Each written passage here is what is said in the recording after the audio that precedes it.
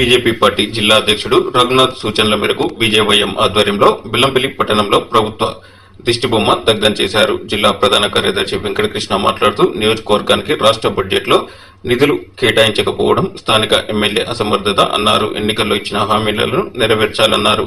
ఎన్నికలు పూర్తయి 8 నెలలు దాటినా సమస్యలు చెప్పుకుందామంటే అందుబాటులో లేకపోవడం సిగ్గుచేటన్నారు. కేవలం గెలుపు కోసం ప్రజలను మోసం చేస్తూ హామీలు ఇవ్వడం జరిగింది. మరి ఇప్పుడు గెలిచినాక ఇచ్చిన హామీలను మర్చిపోయి ప్రజలను మోసం చేస్తున్న ఈ ప్రభుత్వానికి సిగ్గు లేదు అని మేము ఈ సందర్భంగా గుర్తు చేస్తున్నాం.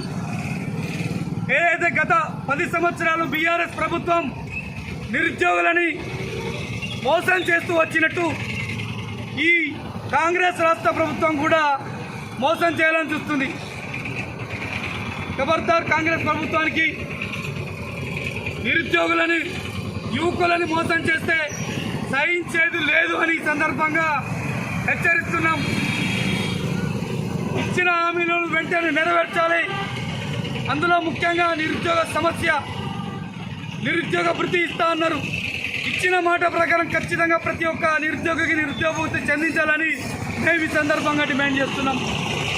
మరి అలాగే బెల్లంపల్లి నియోజకవర్గంలో ఇక్కడ ఈ ప్రజలచే గెలుపొందిన గడ్డం వినోద్ గారు ఎన్నికల్లో స్థానికంగా ఉంటా, నేను కుటుంబంతో ఇక్కడ ఇల్లు కట్టుకుంటా, అందరికీ అందుబాటులో ఉంటా, అందరికీ సేవ చేస్తా, నియోజకవర్గం అభివృద్ధి చేస్తా అని హామీ ఇవ్వడం జరిగింది.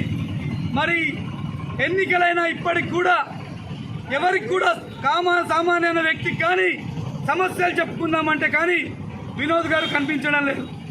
వినోద్ గారిని మేము అడుగుతున్నాం, సార్ మీరు ఎక్కడ ఇల్లు కట్టుకుంటారు, ఎప్పుడు ఇల్లు కట్టుకుంటారు, ఎప్పటి నుంచి ప్రజలకు అందుబాటులో ఉంటారని మేము ప్రశ్నిస్తున్నాం.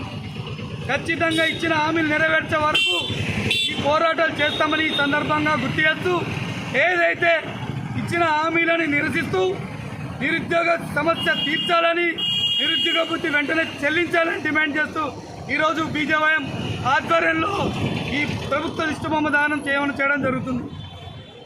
కావున ఇకనైనా ఇది హెచ్చరికగా భావించి ఖచ్చితంగా ఇచ్చిన హామీలు నెరవేర్చాలని గుర్తు చేస్తున్నాం. అలాగే